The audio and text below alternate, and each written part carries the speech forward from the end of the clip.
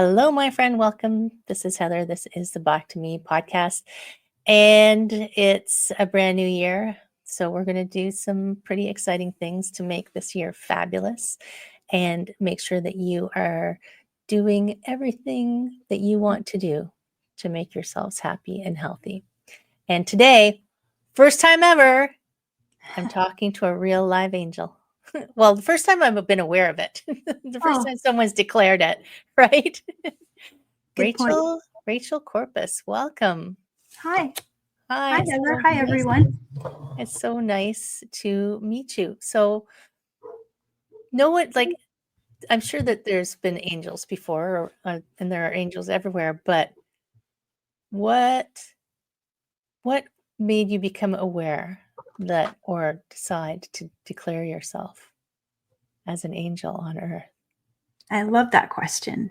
Yeah. I had a near-death experience when I was a child.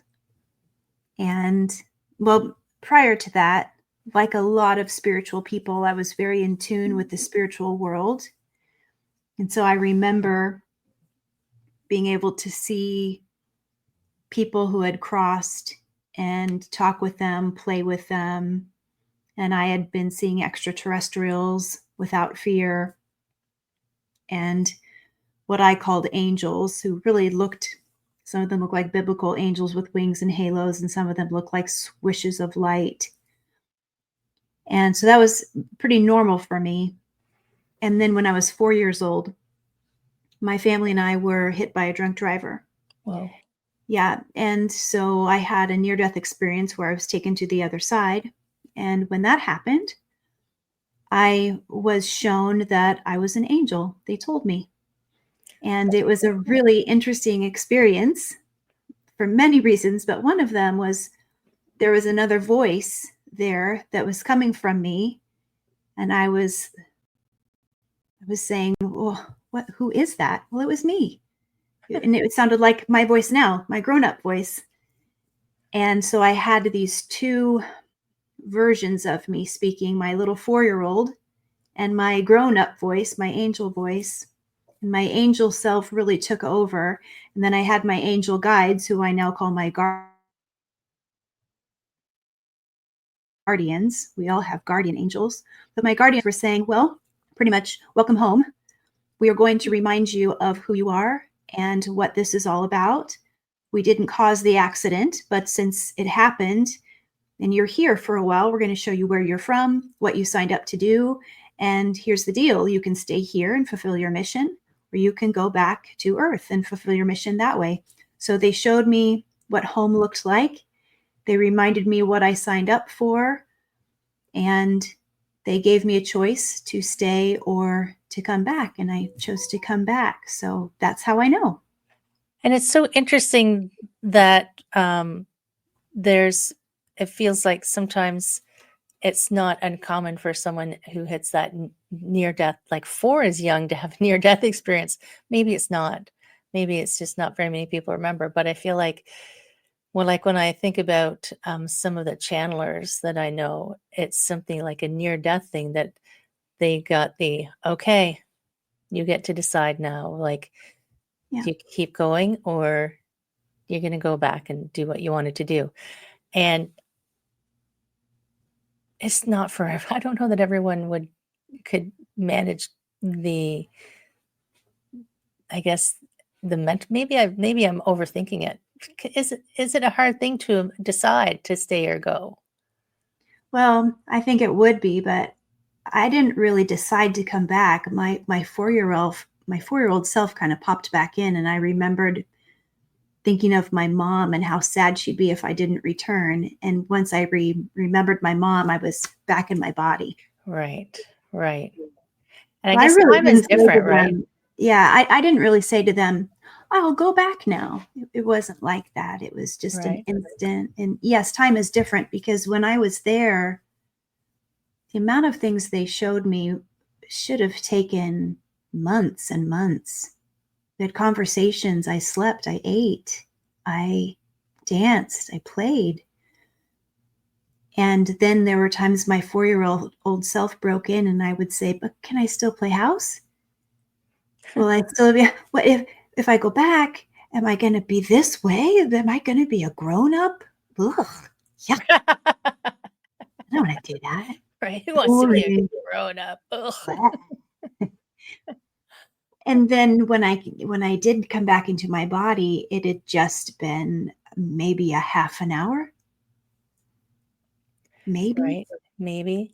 It's unrelated, but it reminds me of the movie Beetlejuice, where they died, and when they came back as ghosts, everything was completely different. They're like, well, we Yeah. weren't gone that long. Well, you kind of were. Yes. And so it's interesting. Like, I know people who have had that similar experience where they're like, they can talk to spirits and they can see things, but they don't describe themselves as angels. They describe themselves as like psychics or channels or something. Yeah. Is there a difference? Do you know? Yeah. I There mean, is. we all have gifts. Everyone can channel. Everyone is a psychic. We all have these gifts that because we are not separate from source, and source allows us to connect with each other because we're all spirit. That's what's in us. So we all possess that ability to connect with each other, to connect with the trees, to our animals. We all have that connection. And so therefore we all are psychic. Now, the disconnect comes from so many incarnations where we've been told, don't do that. It's bad, or it's weird, or for whatever reasons, we folded it back inside. Now, the Burn only at the stake thing, would do it, you know. yeah, the only thing that might be a little bit different about me is my original origin comes from the angelic realm. That's where I'm from. So Okay. I happen to be pure angel. And then the way I got to earth is I came through my mom and dad. So I Right. have a human mom and dad, and that's the vehicle I came through to be here. So yeah, so there are other angels here for sure. There are also earth angels. So they're hybrids. And that originates from a very, very long time ago. There were angels that were sent to look after humans, and they fell in love with humans, and they had babies with humans. And that's where we get the story in the Bible of the fallen angels. Total mismarketing, not true Right. at all, at all. The Bible says these are the fallen angels. And actually, what happened was God loved so much. This is the family of God that expanded in a surprising way. Oh, wow. Now there are angels that have human babies. Well, let's rehome. Let's find a place for them. Instead of fallen angels, they're rehomed angels. So those descendants of those angels are hybrids, earth angels, and they still exist on earth. They don't all know they're earth angels, but Right. they're starting to remember. So we have those angels walking the earth as well. What do you think is causing the remember? Because I feel like there is more remembering now. Do you know why? Mhm, Do you have the mhm. secret inside scoop on it? I don't think it's a secret, but Okay. I know that what part of the impetus to remember is the 1,000 years of peace has begun. So the 26,000 years of low vibrational energy, I don't want to say owning the earth, but ruling the earth, that contract is done. So we're Right. going into the ruling of peace. And that ruling of peace, that moving into it, has been pushed by so many people saying, I want better, I desire better, I demand better. And that comes through people saying to their bosses, no more of that, please. What you said hurt me. Or their partners, or whoever in their life saying, I get what you're saying, but don't hurt me as you say it. I want to I want to pull my control back, but not in a way that's abusive anymore. People bringing their power back Right. and calling for help so fervently and so consistently that all realms, all dimensions, all universes are hearing it. and now it's coming back. It's not, it's going out, out, out, coming back.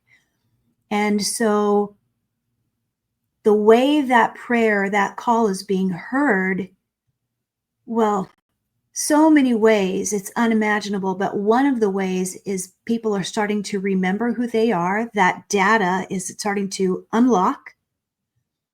And many who have been waiting to incarnate for generations until it's time for them to come back into a space where they be welcomed, like the crystal children, the indigo children, star seeds. They're like, okay, I'm coming in. I'm ready.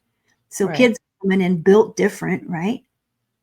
And they help their grandparents, their great grandparents, the people, their teachers who are already here, they're helping them remember who they actually are. That's helping.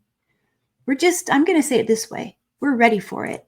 That's why we're ready for it. And Mama Earth is ready to, it's like she's having a baby. She's laboring. She's ready. She's ready to have a baby. And that baby feels like what everybody's calling New Earth. But it's really the new timeline that was presented in 2012.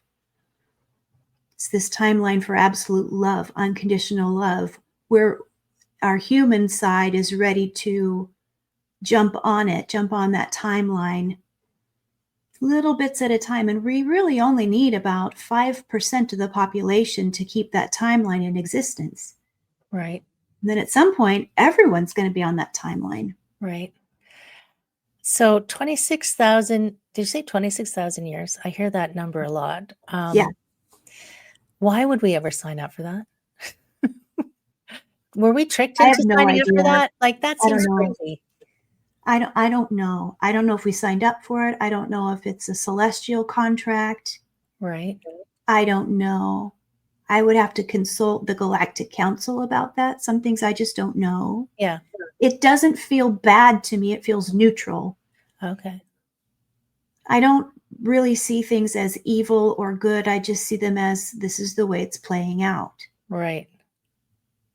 And it's funny because I mean, I talk sometimes about, you've decided to come in whatever form you are into this 3D, and you came to feel all the feels, Mhm. and they don't get labeled as bad or good. They're Yeah. just the things. So, but the 3D part of us is still like, oh, that was bad. I didn't want that. Or why did I Totally. sign up for that? I didn't sign up for this. I don't want this. But at the same time, on a different level, it's not any bad or good. It's just a thing. It's just a thing, right? It's And what we get to live through, and what we get to develop from. my brain said 26,000 years of this and only 1,000 years of peace. That's not fair.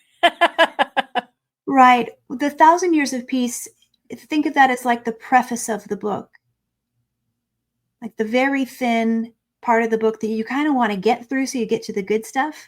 Right. That's what the 1,000 years is. And then from that, we get to do whatever we want. It More makes sense peace. that we need 1,000 years to sort ourselves out to Yes. get to, because it's not like, we're going to flip a switch and go, oh, everything's peace and love. Right. Right.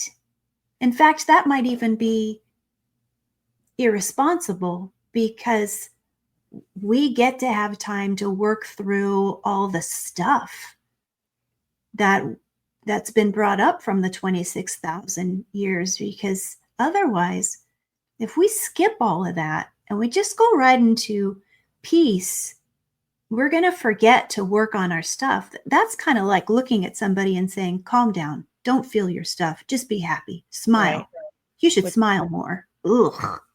And I think some of that has become, like, they talk about toxic positivity. Like, I think people are trying to find their way to that place, and they're trying to skip over the processing part. Right. We Like, can't do just get that. over it.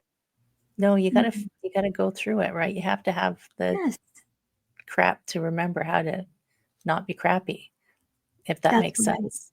Yes, because it's going to be there no matter what. And we chose the journey. That's why we're here on Earth. Earth is our classroom, it's our teaching space. That's why the low frequency stuff exists. So we're balanced in our learning. So how do you keep yourself in that space of not being pulled into that lower vibration? Is it just you have an awareness, or are you in the fifth dimension? Like sometimes I've listened to oh my God, what was her name? I wrote a book on entering the fifth dimension, whose name I can't remember. It'll come back to me. But how do you keep yourself from being pulled down? Well, I don't.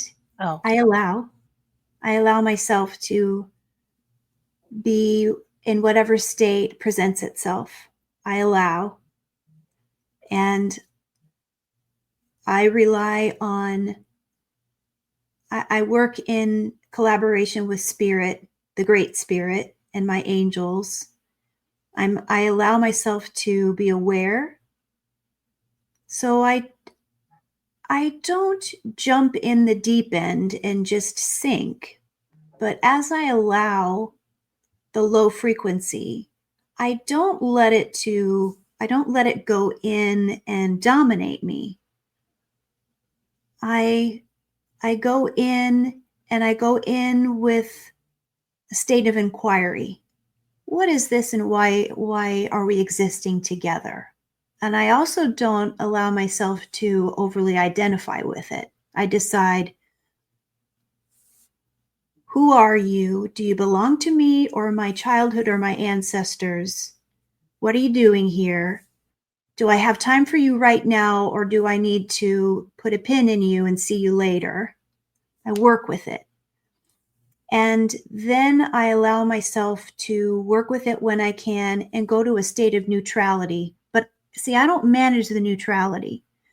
Once I allow myself to work with the bullshit, work with the stuff, if I do that, then I notice, oh, that stuff that was really low actually goes into a neutral state on its own, because I let it be there with me. right.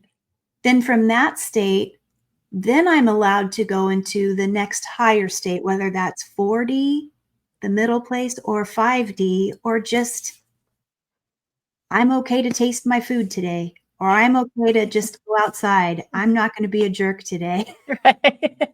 Whatever state presents itself. Have you heard of Mark Manson? Yeah. His book about the subtle art of not giving it flying Yeah. F. One Yeah. of my favorite lines is, um, like, advocate for yourself, speak up for yourself, but don't be an asshole. So, Yes. right. Yes. And that you were reminded, like the way you were describing how you interact with low vibrations, for lack of a better term for them, is very yogic. It's always Mhm.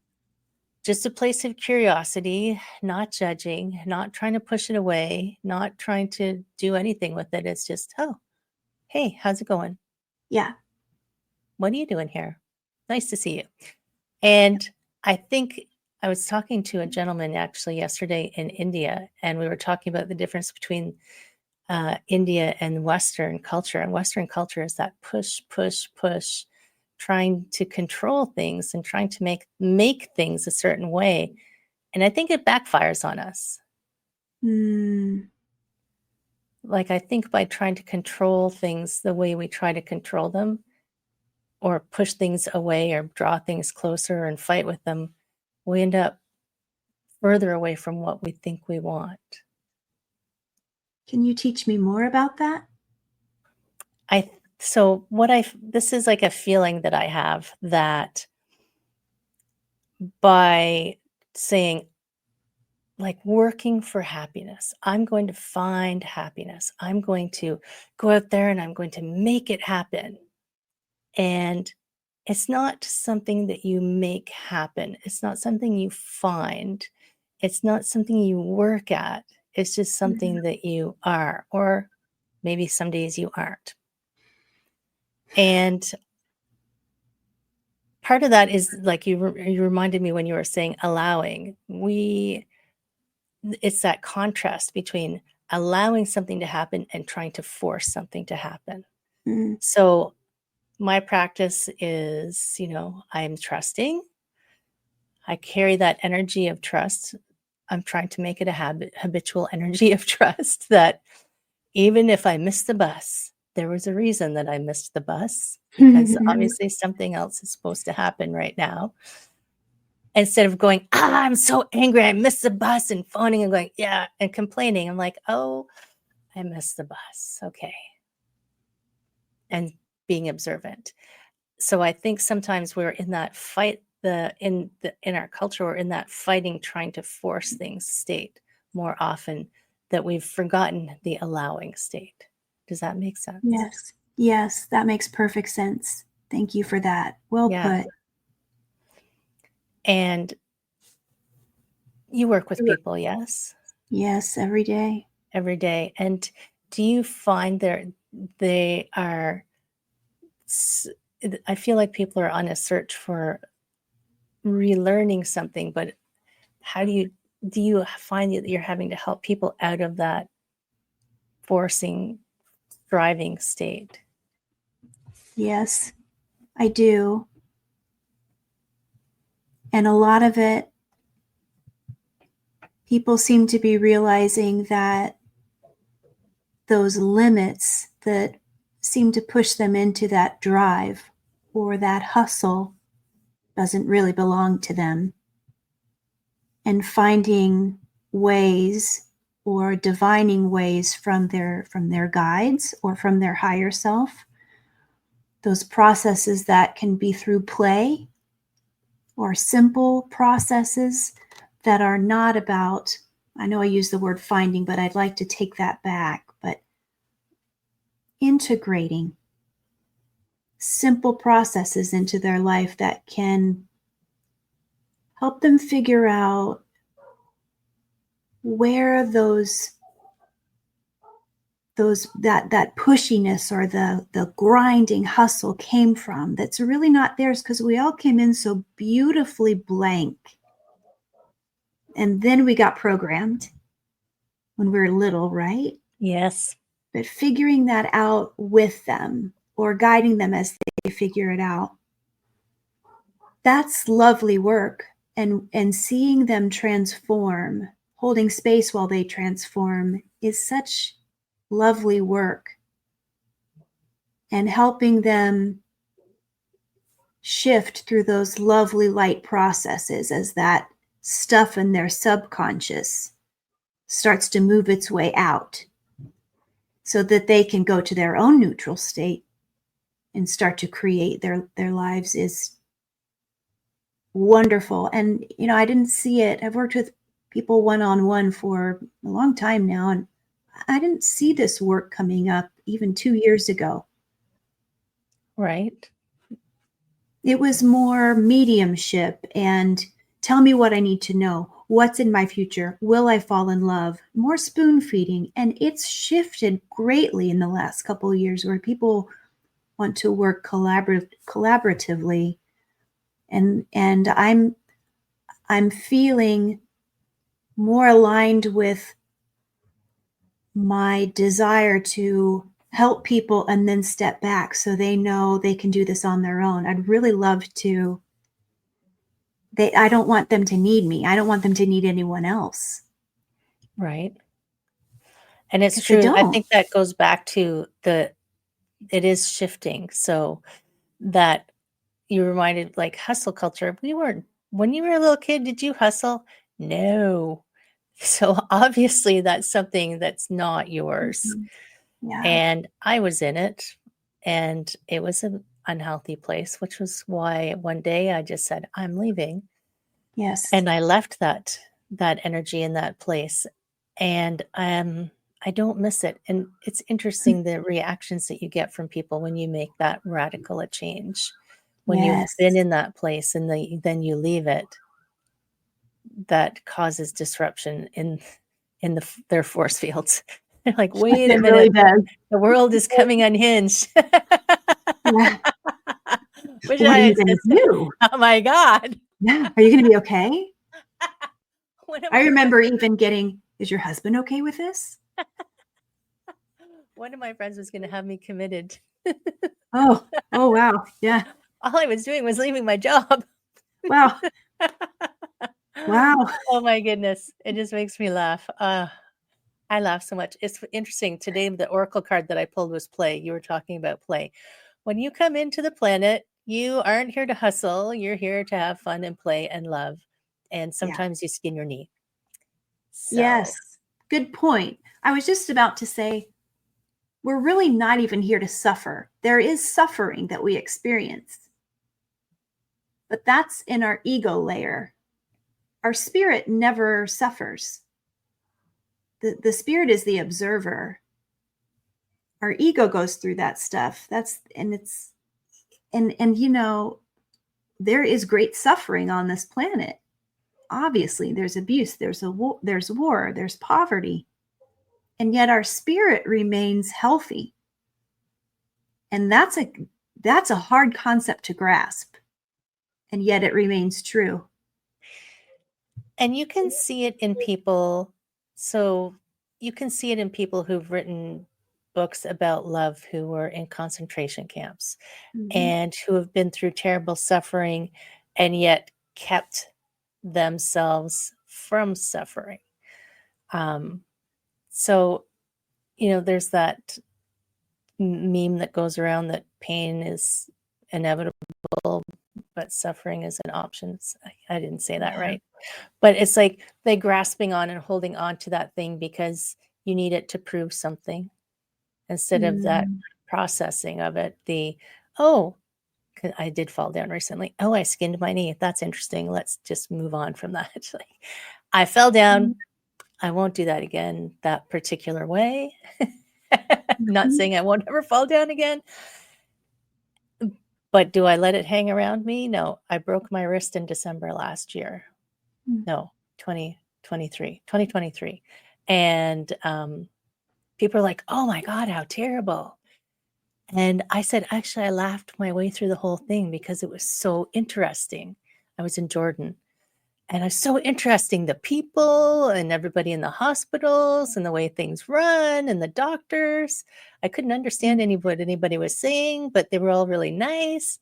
So where 20 years ago, I would not have been that person. I would have been oh my God, I broke my wrist on vacation. Instead of, that was really cool. Wow, that was such an experience. Thank you for that. So it's like, I use that to try to give the example of, yes, I had pain. I did not suffer, Yeah. And it's not because I am a superhero or I am a magical being, but I'm not any more magic than anybody else. Right. I've just decided that this is how I want to be, and I want to laugh at everything, right? Because everything That is is a so funny. superpower. Yeah. Yeah.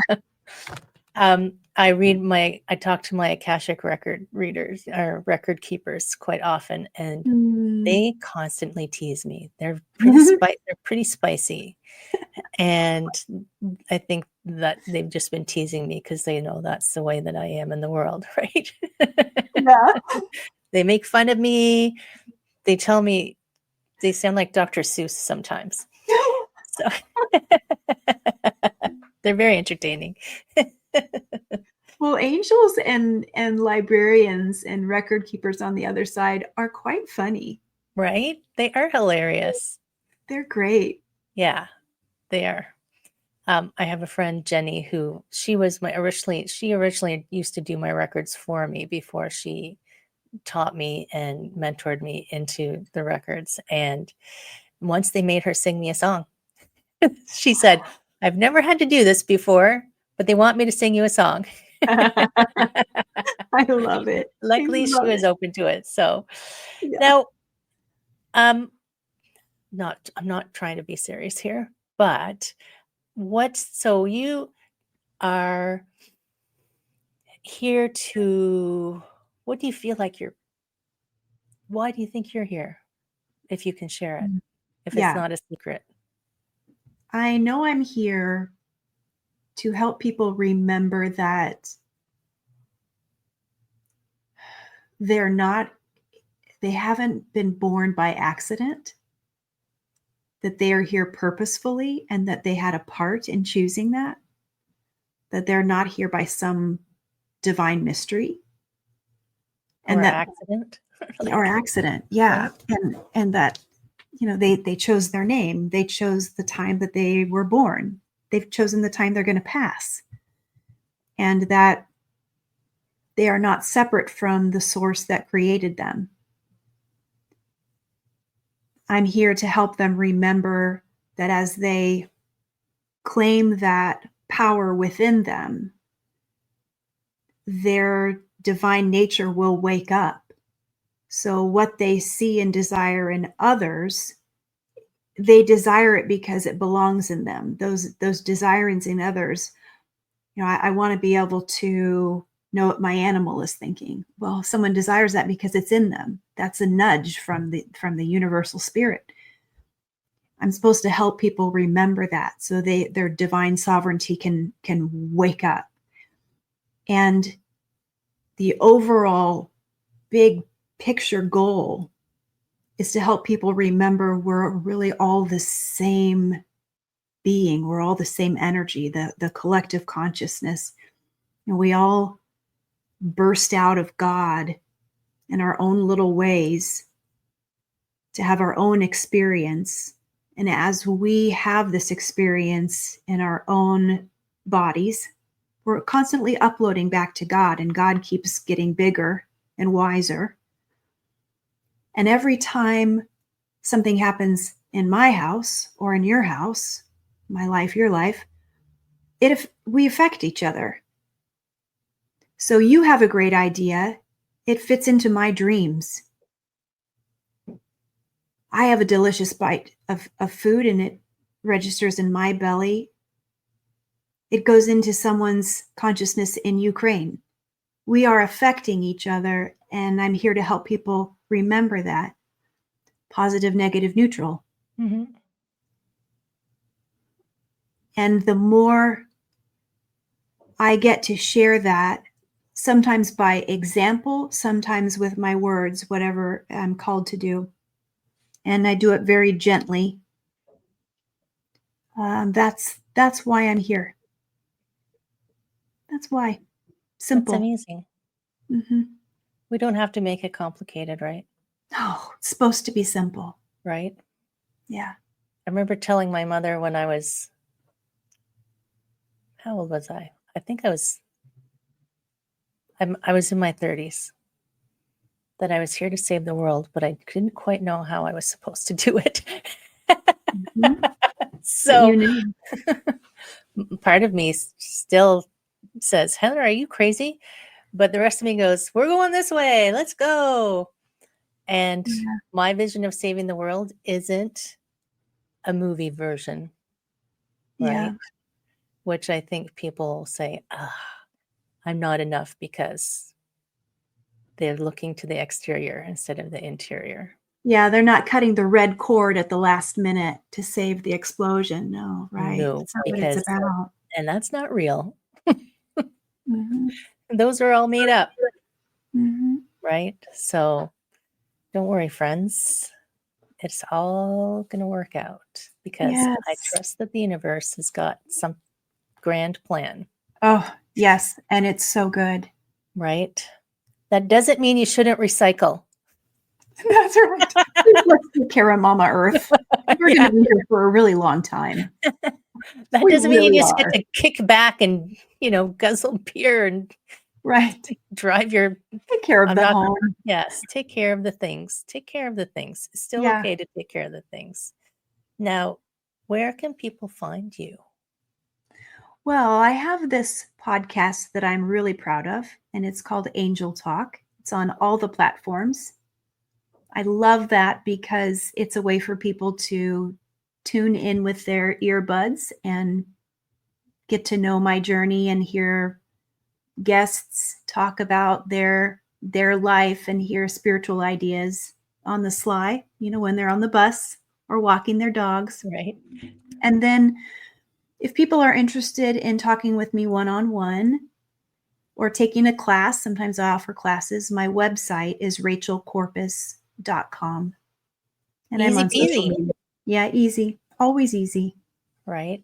Yeah. I love podcasts and I Mhm. listen to things all the time. Right now, I'm listening to Dolores Cannon, Jesus and the Essenes. Yes, she's my spirit guide. She's Is one of my she? spirit guides. Yeah. Tell her thank you for me, because that book is fabulous. Yeah, it sure is, isn't it? Yeah. So She hears. interesting. She hears you. Okay, good. Yes, I send her thanks regularly. She's got quite a collection of books that I'm going to work my way through.